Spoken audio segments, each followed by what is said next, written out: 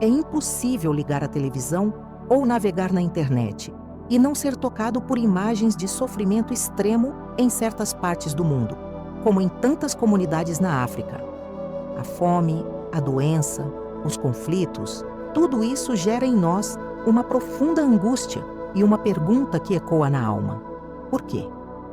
Como pode um Deus de amor e justiça permitir que tantas vidas sejam marcadas por uma dor tão avassaladora desde o nascimento? Essa inquietação é natural e, mais do que isso, é um sinal de que nossa consciência moral está desperta. Não se trata de uma dúvida que ofende a fé, mas sim de uma busca sincera por entendimento. A doutrina espírita nos convida a olhar para além da superfície, a não nos contentarmos com respostas simplistas de castigo divino ou acaso cruel, mas a buscar a lógica por trás das leis universais que regem a vida. Quando vemos uma criança sofrendo, nosso primeiro impulso é questionar a justiça divina. Sentimos uma revolta íntima, uma sensação de que algo está fundamentalmente errado no universo. E essa empatia é a semente da caridade. No entanto, para transformar essa dor em ação construtiva, precisamos compreender que cada espírito ali presente é um ser imortal, com uma bagagem milenar de experiências, acertos e, principalmente, de aprendizados necessários para a sua evolução. O sofrimento coletivo não é uma mancha no plano divino, mas uma etapa complexa do aprendizado espiritual de um grupo de almas. Essas experiências, por mais duras que pareçam, são planejadas ou permitidas pela espiritualidade superior com propósitos muito definidos.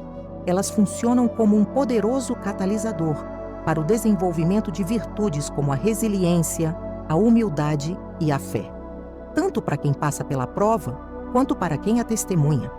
Portanto, a pergunta inicial, por que tanto sofrimento, precisa ser reformulada. Talvez a questão mais produtiva seja: qual o propósito por trás dessas experiências e como elas se encaixam na jornada evolutiva de cada espírito? Ao buscar essa resposta, começamos a desvendar os mecanismos da lei de causa e efeito, que opera não apenas no indivíduo, mas também em grandes coletividades ao longo de múltiplas existências. A doutrina espírita nos apresenta a reencarnação como a chave para decifrar os enigmas da vida. Sem ela, as desigualdades sociais e os sofrimentos parecem absurdos e cruéis. Compreendemos que a vida atual é apenas um capítulo em uma longa jornada da alma. As dificuldades que enfrentamos hoje são, muitas vezes, consequências diretas de escolhas feitas em existências passadas, em um processo justo e educativo, regido pela lei de ação e reação. Quando observamos um sofrimento que afeta uma nação inteira, ou uma grande comunidade, estamos diante do que chamamos de provas ou expiações coletivas. Grupos de espíritos que, em outras épocas, podem ter compartilhado de erros semelhantes ou participado de ações que geraram grande desequilíbrio, reencarnam juntos para reparar essas faltas. É a lei de afinidade reunindo as almas para um resgate e aprendizado em conjunto, sob as mesmas condições desafiadoras. Isso não significa que todos em uma região de sofrimento sejam culpados ou estejam pagando por crimes hediondos. Muitos espíritos nobres e missionários escolhem nascer nesses contextos desafiadores para auxiliar, para servir de exemplo de força e para acelerar seu próprio progresso moral através do sacrifício e da doação. Eles são pontos de luz em meio às sombras, ajudando a sustentar a esperança e a promover a transformação daquele ambiente. A história da humanidade está repleta de exemplos de povos que oprimiram outros, que exploraram recursos de forma irresponsável ou que promoveram guerras em nome da ganância. A justiça divina, que é perfeita e paciente, oferece a oportunidade para que esses mesmos espíritos, agora em novas roupagens, experimentem as consequências de atos passados. É a oportunidade de desenvolver a empatia, de valorizar a paz e de aprender a fraternidade na prática. Dessa forma, a miséria e a dor em certas regiões não são um abandono de Deus, mas um complexo hospital-escola da alma, É um palco onde se desenrolam dramas de reparação, missões de auxílio e lições profundas de humildade. Entender essa dinâmica nos tira da posição de meros espectadores chocados e nos convida a refletir sobre como essas lições coletivas também se conectam com a nossa própria jornada e responsabilidade.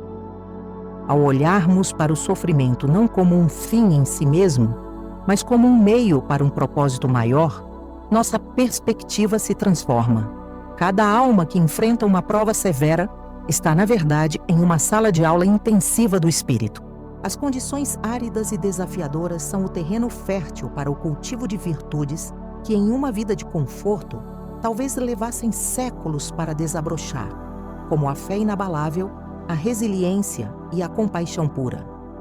Muitos desses espíritos, antes de reencarnar, escolhem conscientemente essas missões.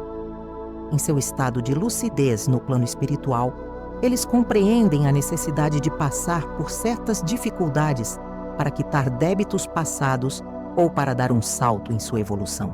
É um ato de coragem e de profundo amor pela própria jornada. Uma escolha de acelerar o aprendizado, mesmo que isso signifique uma travessia temporariamente dolorosa na matéria.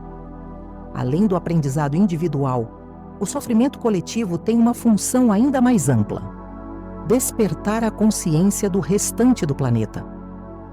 As imagens que nos chocam e nos entristecem são um chamado direto à nossa própria humanidade. Elas nos forçam a sair da nossa zona de conforto e a questionar nossos valores, nosso consumo e nosso papel como parte de uma única família global. A dor deles ecoa em nós para nos lembrar da interconexão de todas as vidas. Se você se sente tocado por essa realidade e busca entender mais sobre os propósitos espirituais da vida, considere se aprofundar nos estudos da doutrina. Se este conteúdo faz sentido para você, inscreva-se no canal e ative as notificações para continuarmos essa jornada de descoberta juntos. Compartilhe este vídeo com alguém que também busca respostas para essas questões profundas da existência. A dor visível em um continente é, portanto, um espelho para a humanidade. Ela reflete nossas próprias falhas coletivas do passado e nos oferece a chance de agir diferente no presente. Cada ato de caridade, cada doação, cada prece enviada não é apenas um paliativo para a dor alheia, mas uma contribuição ativa para a cura do planeta e para a nossa elevação moral. É a oportunidade de sermos os instrumentos do amor divino. Diante da compreensão de que o sofrimento tem um propósito educativo e reparador, qual é então o nosso papel? Seria o de apenas observar e confiar na justiça divina? A resposta é um retumbante não. A doutrina espírita nos ensina que somos todos co-criadores da realidade e agentes do progresso. A nossa compaixão, quando transformada em ação, é parte essencial do plano divino para o alívio e a evolução de todos. Quando estendemos a mão a quem sofre, não estamos interferindo na lei de causa e efeito. Pelo contrário, estamos nos tornando instrumentos dessa mesma lei, mas pelo viés do amor e do mérito. Ao ajudarmos, oferecemos ao outro a oportunidade de vivenciar a solidariedade e a esperança, aliviando sua prova e, ao mesmo tempo, geramos créditos de amor para nós mesmos, acelerando também nosso próprio progresso espiritual. A caridade, seja ela material, com uma doação, ou moral, com uma prece sincera, ou uma palavra de conforto, é a linguagem universal do espírito. Ela transcende fronteiras e diferenças. Ver o sofrimento na África e sentir o impulso de ajudar é a sua alma reconhecendo a dor de um irmão e respondendo ao chamado de Deus para ser uma força de cura no mundo. Não subestime o poder de um pequeno gesto. Lembre-se sempre que a justiça de Deus é perfeita, mas sua misericórdia é infinita. Nenhuma lágrima é derramada em vão e nenhum sofrimento dura para sempre. As provas coletivas, por mais duras que sejam, são temporárias e visam a um bem maior e eterno, a perfeição relativa de todos os seus filhos. A dor de hoje é a semente da felicidade e da sabedoria de amanhã. para aqueles que a enfrentam com coragem e fé. Portanto, que a nossa reflexão sobre o sofrimento no mundo não termine em desespero, mas em ação e esperança. Que possamos ser gratos pelas nossas próprias oportunidades e que usemos nossos recursos para aliviar a carga de nossos irmãos em jornadas mais difíceis. Pois no grande tecido da vida, cada fio está conectado e, ao levantarmos o outro, estamos, na verdade, elevando a nós mesmos em direção à luz.